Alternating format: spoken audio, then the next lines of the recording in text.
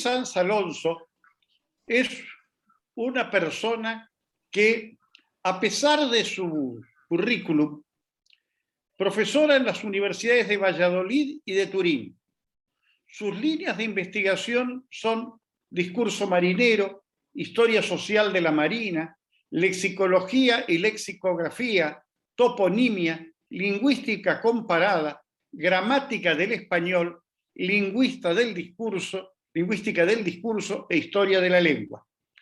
Ha publicado 15 libros, algunos en colaboración, 69 artículos científicos, 11 capítulos de libros y 2 diccionarios, el diccionario de Germanía y el diccionario del castellano tradicional. Y ha sido profesora invitada por 22 universidades extranjeras, la de Santiago en Chile, la Católica de Chile, la de Temuco, la de Biobío, Valparaíso, la de Palermo, Florencia, Venecia, Catania, Módena, Vercelli, Berlín, Riga, Praga, Cienfuegos, de Clermont-Ferrand, de Coimbra, de Trás-os-Montes, de Leipzig, la Universidad Sapienza de Roma, la Sorbonne de París y otras muchas universidades españolas. Y aunque a ustedes les parezca mentira, esta señora, con semejante currículum, no sabe lo que es la palabra no, no conoce el significado. Y hasta escribió 2 diccionarios, porque cuando uno le pregunta, su respuesta siempre es sí, sí, sí, y siempre está dispuesta. Y acá en nuestro país es miembro de la Academia Browniana de la República Argentina como académica correspondiente, y es rioplatense porque he tenido el gusto de apadrinarla también en la Academia de Historia Marítima y Fluvial del Uruguay, como que en la Browniana de nuestro país. Así que hoy nos va a hablar de la comida en los barcos de don Pedro de Mendoza. O sea, ese es el título. En realidad sería, no está la documentación de esos barcos, pero sí la documentación de la época. Entonces, así como alguien podría decir, cuando se hizo hace 100 años el Congreso de Historia, el 94º Congreso, el presidente Rubén estaba vestido con una camisa así y Roberto así. Bueno, más o menos es como nos vestíamos en la época. Y esto va a ser lo mismo, y la dejamos a Beatriz con esta disertación que, como todas las de ella, va a ser muy entretenida. Beatriz, gracias. Te escuchamos. Gracias. Bueno, esas cosas que dices que soy son secundarias. Lo más importante que soy es que soy hispánica o hispana, hispano-ibero-americana, y que espero ser amiga vuestra. Creo que eso es lo más importante. Y cuando el Marqués de la Victoria airadamente protesta por las malas condiciones físicas que tienen los hombres que vienen de diferentes lugares, que llegan de diferentes lugares para servir en las armadas del rey, le explica al ministro de Marina cuán duro y cuán físico es el esfuerzo de marear una nave. Porque los marineros y también los soldados que iban a bordo añadían a las faenas propias del maniobrar el tener que bajar a tierra a proveerse de agua y comida, las relaciones pacíficas o sangrientas con los nativos, el trabajo del reconocimiento de las costas en los bateles, las reparaciones del barco y un sinnúmero de azares que en todos los modos exigían fuerza física y capacidad resolutoria. Y cuando hablamos de reconocer la costa, cuando yo les hablo o cuando ellos hablan de reconocer la costa, no significa que en cabotaje la describan y la cartografíen, sino que a bordo de un batel y casi metro a metro deben tomarse las referencias precisas y tan impecables que de ellas depende la vida de los que vengan detrás, su propia vida, pero también la vida de todos los que a partir de esa descripción física lleguen, pasen por un lugar y que van a estar confiando en la veracidad de los datos y confiando, por tanto, en la profesionalidad de los primeros marinos que dieron noticia de un lugar, que pasaron por unas costas. Por otra parte, ese reconocimiento implica desembarcar, subir a los puntos más elevados de la tierra para ver playas, bahías, los accidentes geográficos y para entablar relaciones con los pobladores. Así nos cuenta Sarmiento de Gamboa, que necesitaba ver la costa. Él lo cuenta cuando viene haciendo el paso del estrecho de Magallanes del Pacífico al Atlántico, el paso contrario. Y dice, cuando en ese reconocimiento necesitaban ver la costa desde lo alto para tener perspectiva, pero los días en que les era preciso hacerlo, ventó norte e hizo tanta niebla y oscuridad que los que estaban en la cordillera, a pesar de estar juntos, no se veían, y solo a veces, y marcándose con la aguja de marear, que imagínense ustedes que van por las copas de los árboles entre la niebla y para saber dónde están unos y otros tienen que marcarse con una brújula, decir, estoy a tantos grados norte o tantos grados noroeste. Y la comida también era poca, dado que siempre iban tasando mucho, nos sigue diciendo, de modo que procuraban entretener el hambre, entretener, no comer, entretener el hambre con mejillones y hierbas de la mar, con algas. Una escueta dieta que muchas veces ni siquiera llegaba, dado que estaban en una costa brava donde no se crían esos mejillones.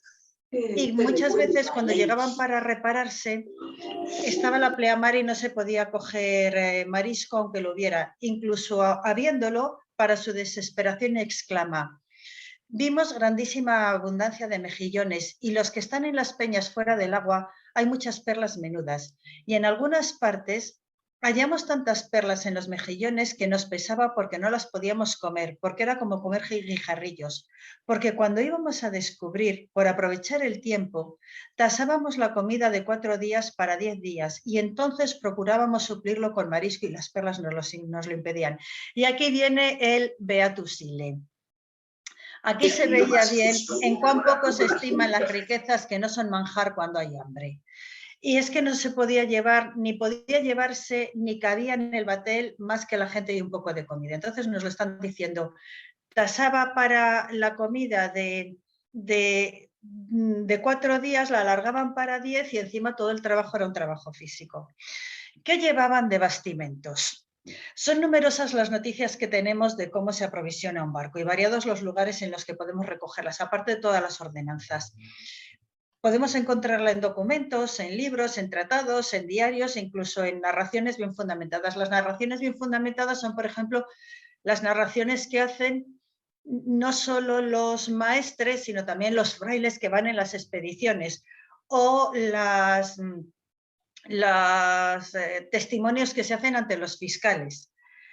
Antes de partir a cualquier navegación, sea mercante o estatal o flota o barco único, se tiene que contar con la gente inteligente en la materia para aderezar las naves y se les paga el sueldo por ese trabajo previo al de la expedición. Realmente los que aprovisionan las naves son gente siempre muy bien pagada.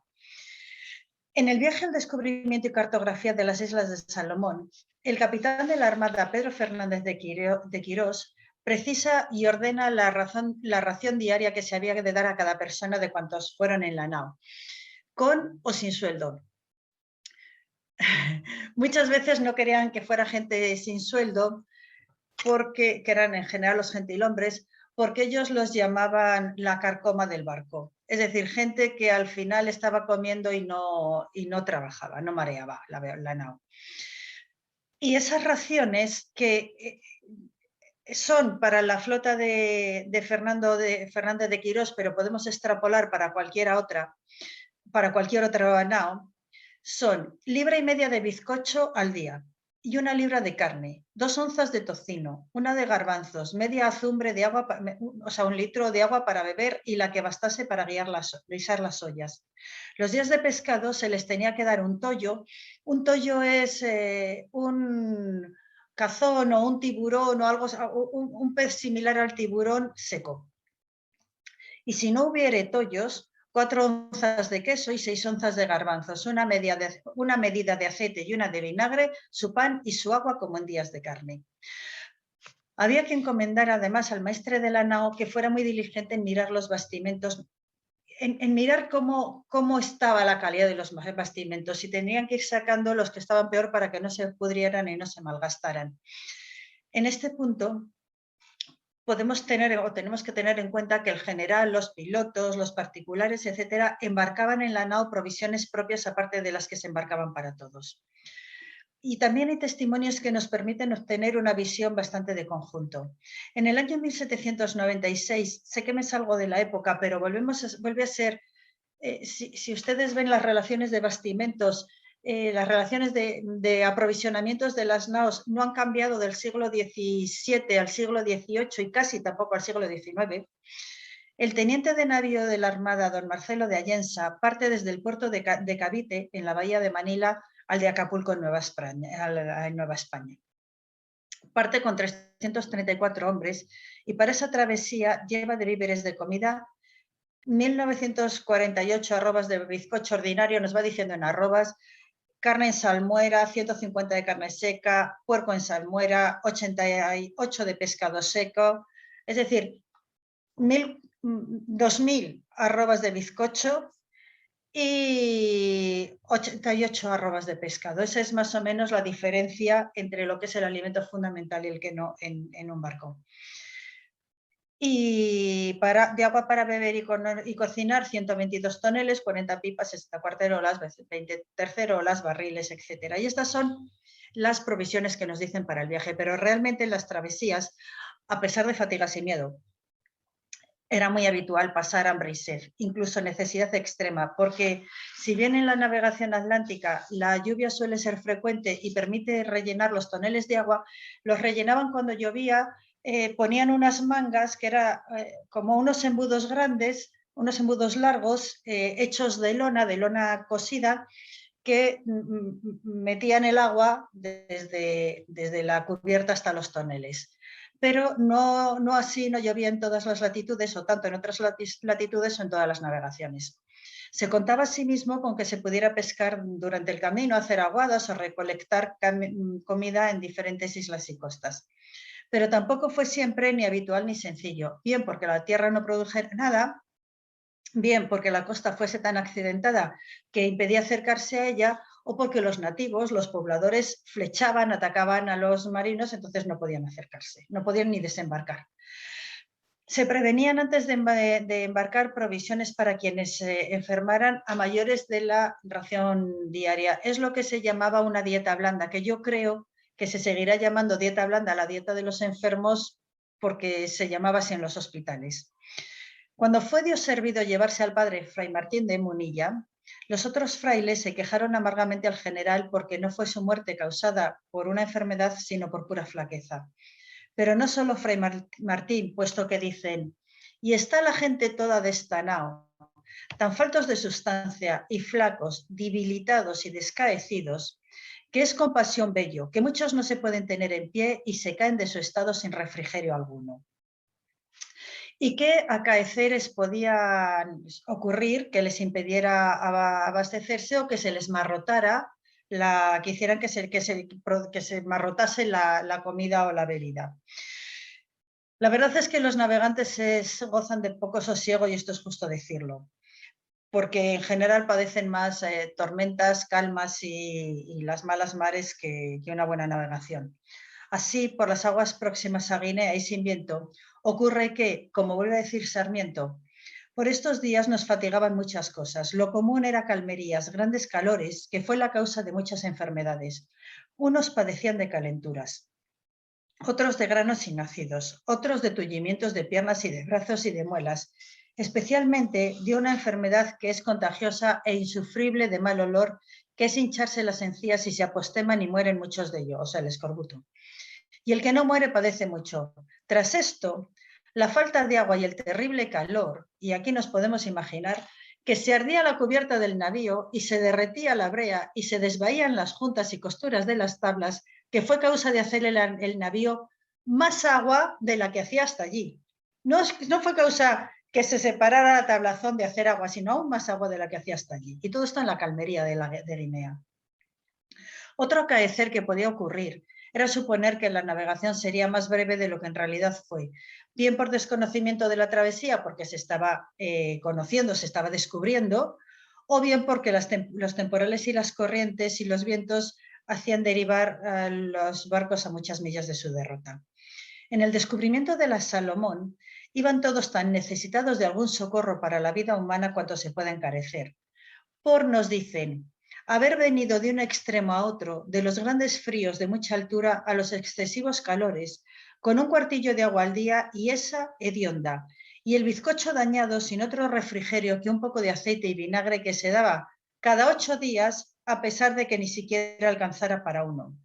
Al cabo de 10 meses de navegación que llevaba esta flota, considere cada uno lo que pudieron sentir, dicen ellos mismos, nos dicen, considere cada uno. Y esto sin explicar otras miserias y trabajos que pasaron. Con todo y con ello, los que llegaron lo hicieron con salud. La gente de mar, desde mi punto de vista, era de una fuerza, una resistencia y una robustez difíciles de imaginar y difíciles de parangonar. Después de todos estos 10 meses navegando sin ver ni pisar la tierra, contemporáneos continuos, apenas tenían agua ni comida. La situación era de una angustia inimaginable, pues aunque los pilotos estimaban que estaban a 70 leguas de la costa, perdón, esto es fruto de esta cosa gélida, aunque los pilotos estimaban que estaban a 70 leguas de la costa, la realidad es que se hallaban a más de 600. A muchos de ellos se les hinchaban las encías, otros perdieron la vista por la flaqueza y los demás enfermaban de calenturas. De modo que con el poco remedio que había, el poco regalo que tenían, echaban cada día, nos dicen, un hombre al agua. Claro, el problema no es echar cada día un hombre a la mar. El problema es que cada hombre que se echa a la mar es un hombre menos para marear la nave. Pues a pesar de que se cargaban víveres y provisiones, era frecuente que por el excesivo calor o por el tiempo transcurrido o por los insectos y las ratas o por todo junto, dichas provisiones se estropearan, el agua se volviera dañada, amarga y hedionda y no se pudiera beber, o que el pescado y la mucha carne embarcada se pudriera, de manera que no podía aprovecharse. Muchas veces llevaban, casi siempre llevaban lo que ellos lo que llamaban la dieta viva, que es algún animal, vacas, cerdos, etcétera, que se comían durante la travesía. Pero para poder mantener la carne de esos animales se necesitaba sal. Y si no había sal o no se conseguía sal o no se había embarcado suficiente, se mataban al animal y se pudría. Entonces no se podía comer. En palabras de un piloto, tuvimos otra noche de tempestad y andaba la mar tan alta y tan brava que estaba toda ya blanca y espumosa. Y además de estas desventuras y miserias, nos sobrevino otra que fue harto trabajo, el faltarnos el agua. Y la que había estaba tan podrida y hedionda, con las cucarachas que se habían metido dentro, que no había persona que la pudiese beber. Y el bizcocho estaba tan frisado por la suciedad de las cucarachas y tan carcomido y podrido que no había persona que lo comiese. Y junto con esto se tuvieron que acortar las raciones, que fue no poco trabajo. Ahora bien, los navegantes también eran capaces de hallar medios para proveerse de comida y de agua. En el caso del agua había 3 modos: o bajaban a tierra a hacer una aguada, o llenaban los toneles, como hemos visto, de agua llovediza, o la conseguían por sí mismos. Esta tercera opción es muy interesante, puesto que aparece esporádicamente en la documentación.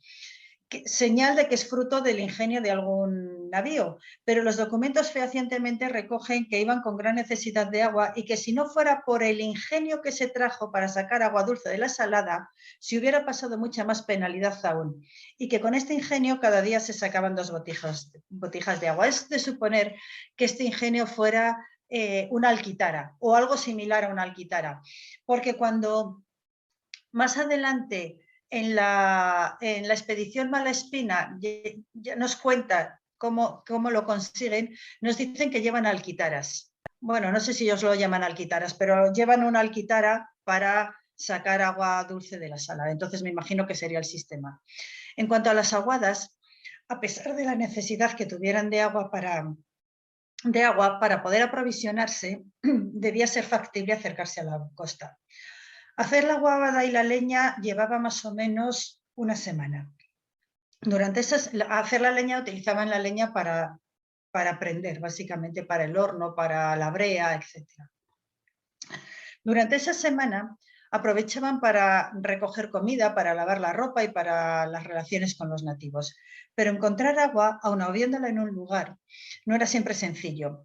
Si el agua que estaba cerca de la playa o de la costa era salobre, lo que hacían era cavar un pozo, un hoyo profundo, y dejar que en la arena se fuera filtrando y se dulcificara el agua. Esta era una tarea trabajosísima y que no siempre aseguraba el éxito, y además precisaba largos tiempos para conseguir una cantidad de litros aceptable. Cuando el agua era dulce de ríos y manantiales, no siempre había grandes ríos que desembocaran, que se fueran fáciles de encontrar, sino que había que internarse a buscarla, pero internarse no suponía solo que los soldados anduvieran leguas para encontrarla, implicaba que había que transportarla en toneles o en botijas o en el medio que dispusieran al bergantín o a las barcas. A veces lo que hacían era subirse a las palmas y derribaban abundancia de cocos que debían cargar, y una vez cargados, caminar más de media legua con el agua hasta la rodilla de vuelta a la playa y a las barcas. Claro, que una vez recogida el agua, había que tener buen gobierno para conservarla, pues podía acaecer lo que acaeció a la aguada que se hizo en la isla de Taumaco, de la que se perdió la mitad por no haber tapado bien las botijas con pez, con lo que en cada balance del barco se fue derramando y cuando quisieron ir a echar mano del agua no quedaba. En cuanto a la comida, los navegantes pescaban durante la travesía y además de embarcar sardinas y otros peces para cebo, fabricaban diversos ingenios con los que capturaban los pescados durante la navegación. Y dado que los navíos se guían por vientos y corrientes, era frecuente o relativamente frecuente que la singladura del barco coincidiera con las rutas de los peces, sobre todo con los peces grandes. Entonces, muchas veces tenían la fortuna de cruzarse en las rutas o llevar las rutas de las albacoras, los bonitos y los atunes y esos peces, los túnidos, los grandes túnidos, y lo que hacían era pescarlos y embarrilarlos en salazón, salarlos y embarrilarlos. Incluso si se acercaban a la costa, muchas veces, a pesar de que no fuera habitable, nos dicen que no era habitable y no tenía agua, pero había tal cantidad de peces y pájaros que podían cogerlas con las manos.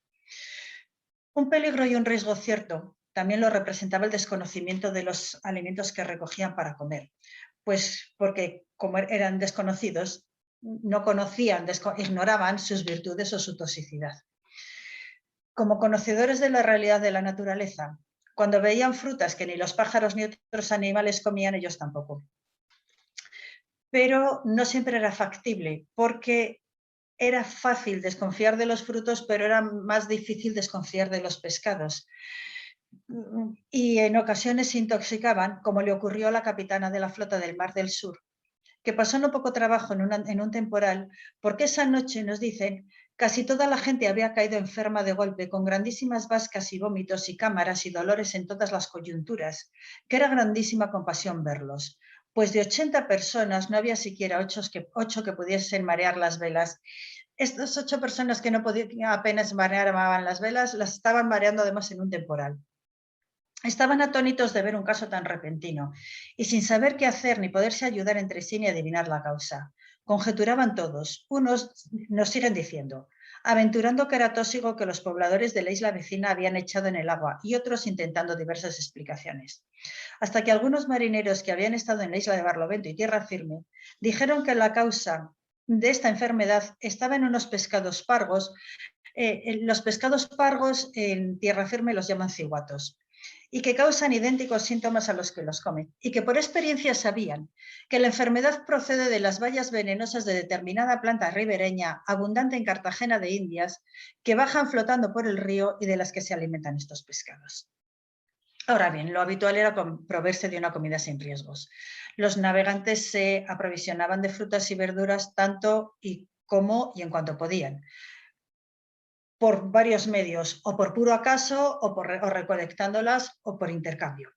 Si era por puro acaso, recogían las naranjas, limones o manzanos o frutas que venían flotando en las bocas, en las desembocaduras de los ríos, que eran fáciles de recoger y de las que la gente de los navíos recibe muchos gustos. Si era por intercambio, se obtenían muchas comidas así, y nos cuentan que cambian cocos, vinao, incluso una tortuga tan grande que tenía tanta carne como un carnero, era muy sabrosa y de gusto similar al de la ternera.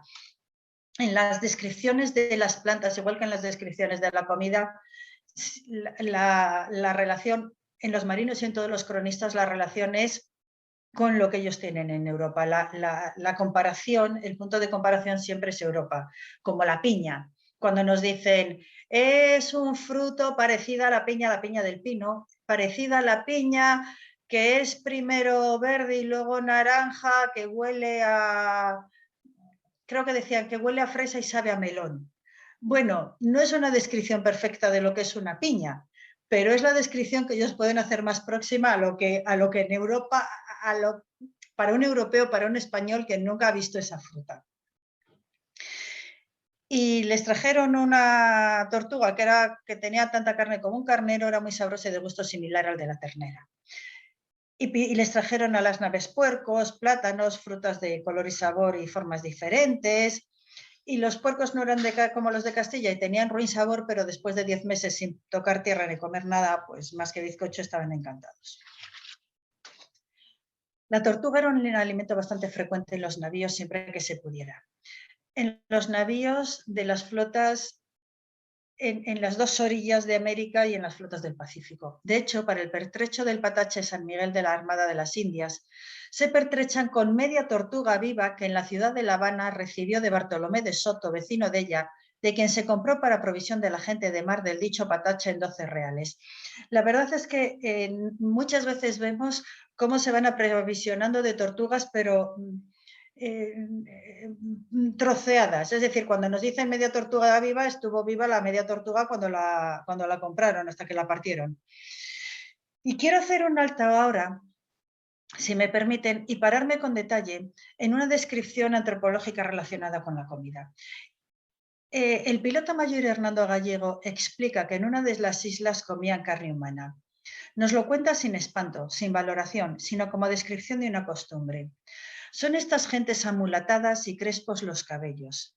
Entiendo que son gente limpia y tengo por cierto que comen carne humana. Envió el cacique principal de ellos a visitar al general con un presente, el cual fue un cuarto de brazo con su mano de un muchacho y unas raíces de binauz, el cual lo mandó tomar. Para que entendiesen que no era nuestra comida carne humana, lo mandó enterrar delante de ellos. Esto es una descripción. Y yo creo que no está todavía suficientemente trabajado el modo de describir de la gente del mar. Es toda esa descripción antropológica, pero esas descripciones que hacen en los diarios de navegación, en los cuadernos de bitácora, en las crónicas, que son descripciones sin valoración, sin ponderación. No, ellos llegan con un sistema de valores, pero no enfrentan su sistema de valores al del otro, simplemente lo describen. Y lo describen como esta forma que tienen ellos de vivir y de ser y de pensar y de evaluar es tan válida como la nuestra. Los marinos, no todos los demás.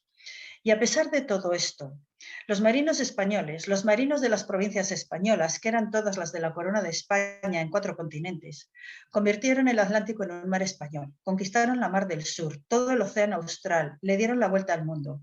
A ellos les debemos mucho de lo que comemos, de lo que vestimos, de los colores que tiñen nuestra ropa. El que 31 naciones y más de 500 millones de personas hablemos español, el intercambio económico y cultural, la expansión del modelo europeo de ciudadanía y de Estado, la expansión para el mundo de los derechos humanos tal y como los conocemos, la expansión del modelo cristiano de pensamiento y actuación, la curación y la farmacopea que han permitido todas las plantas que llegaron en sus barcos y gracias a ellos y miles de cosas más. Y también les debemos que ustedes y yo estemos hoy juntos. Muchas gracias. Gracias. Felicitaciones, Beatriz. Has llegado con lo que podías de tu congestión y de tu garganta. Bueno, así que y además allá son las 11:30, 12 menos 20 de la noche. Que aquí es tarde. Sí, estoy a punto de perder el zapato. Sí, sí. Felicitaciones, 1.000.000 de gracias. Gracias. Pero te comprometo algo. Ahora el presidente va a cerrar. Pero ya como vos siempre me decís que sí, te comprometo que cuando sea riguroso invierno acá y estés de vacaciones y que no hay problema el otro día por nada, nuevamente participes de una charla con nosotros. Perfecto, perfecto. Y con buena voz, además. Muchísimas gracias, y con mejor voz.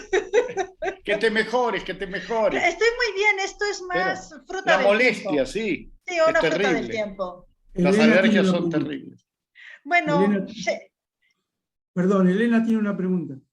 No, yo solamente quiero felicitarla por este rato maravilloso, por su brillante investigación y excelente exposición. Así es que la felicito y bueno, y también lo felicito a Roberto que la presentó para este congreso nuestro de la ciudad de Buenos Aires. Así es que muchas gracias. Muchas gracias a ti, Elena. Muchísimas gracias. Gracias. Rubén, adelante, por favor. Bueno, gracias.